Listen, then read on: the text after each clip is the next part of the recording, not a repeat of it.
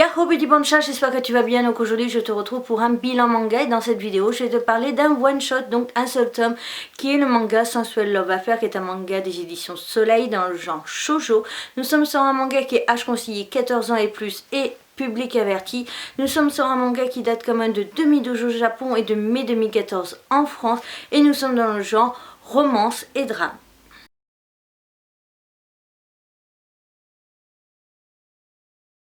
Donc je me l'épelle, ce qui explique ma voix qui s'est barrée et le fait que le cerveau soit en moitié endormi, voilà.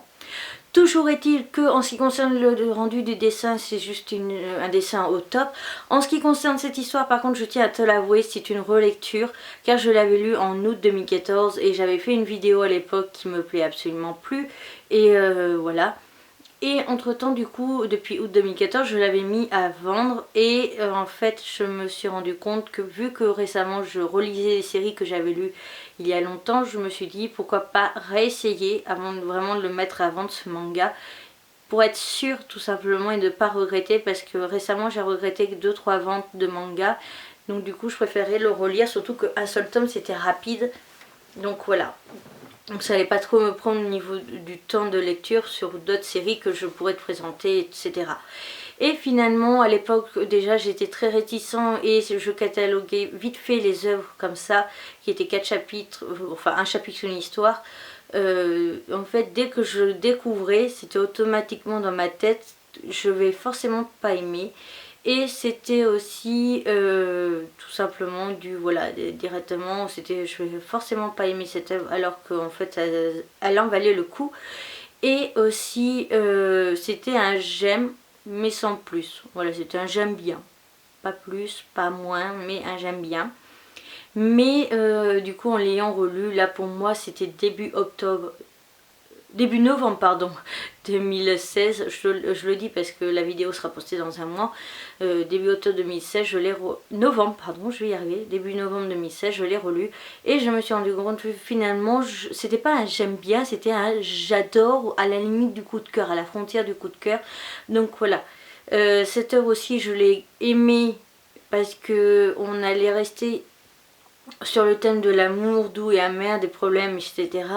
Mais on n'est pas vraiment exactement sur les mêmes sujets, parce qu'on est au départ sur une fille qui compense, qui ne veut que des relations de corps et plus aussi de couple, qui veut vraiment qu'une personne avec qui coucher de temps en temps parce qu'elle a été dégoûtée des hommes, etc. Après on va avoir une relation entre un supérieur et du coup pas son inférieur, mais en fait c'est deux adultes qui travaillent dans une même boutique, et du coup une femme avec son supérieur. La troisième, on suit en fait une femme qui a perdu son mari et elle va se mettre en couple du coup avec quelqu'un d'autre, avec son beau-frère en fait, pour faire simple, le frère de son mari. Et la troisième œuvre, on est avec un professeur femme, une professeure, enfin bref, et son élève. Donc voilà, ça change quand même pas mal, parce que justement ils ne sont pas tous forcément donc voilà, donc ça change quand même pas mal au niveau des thèmes, bien qu'on ait 2 fois le thème professeur, mais l'histoire n'est pas du tout pareille. Donc j'ai vraiment aimé et j'ai vraiment trouvé ça sympa. Donc je suis désolée, j'ai pas l'enthousiasme, mais j'aime vraiment cette œuvre, donc je te mets vraiment la note pour t'aider à voir vraiment ce que j'en pense. Donc du coup je te laisse avec la suite. Donc du coup on termine cette vidéo avec mon avis sur les couvertures. J'ai quand même pas mal de choses à dire malgré que ça soit un one shot. Donc déjà en ce qui concerne l'image, avant m'avait donné envie en fait d'acheter ce manga et de voir déjà sur mon téléphone combien il y avait de volume, tout simplement parce que on avait du coup des adultes et ça se voyait. Et en fait quand je l'ai acheté, c'était en pleine période où j'avais bouffé quasiment toutes les œuvres de Saki Aikawa de l'époque, de août 2013. Donc du coup ça m'a fait du bien de changer et d'avoir ça. Et donc du coup voilà, j'avais envie des relations d'adultes et ça m'intéressait. Et ce que j'ai aimé, c'est surtout l'arrière, où en fait les 4 premières bulles, t'as un résumé des 4 histoires qu'il y a à l'intérieur, donc ça c'est pas mal. Et la phrase au centre aussi qui nous dit directement que c'est vraiment 4 histoires différentes. 4 jeunes filles tourmentées pour 4 histoires de cœur au parfum doux et amer. Donc ça vraiment c'était top. Et puis les petits détails là, je crois que je ferai un zoom quand même pour que tu vois les détails. Pour l'avant et l'arrière c'est super bien travaillé. La bannière là pour le titre qui est trop belle. et qui sont dans les tons quand même, les tons marron qui restent dans le ton de la photo. Je trouve ça juste au top.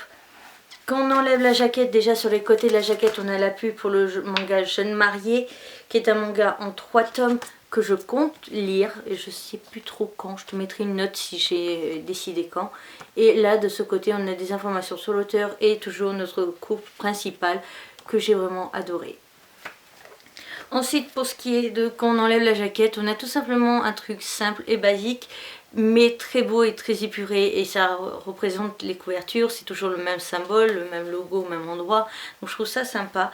Et l'arrière, voilà, donc ça j'ai trouvé ça classe parce qu'il n'y avait rien, mais en même temps il n'y a pas besoin forcément d'avoir quelque chose, vu l'œuvre que c'est, je trouve que ça allait très très bien ensemble. Quand on ouvre le manga, on a du coup 3 couples.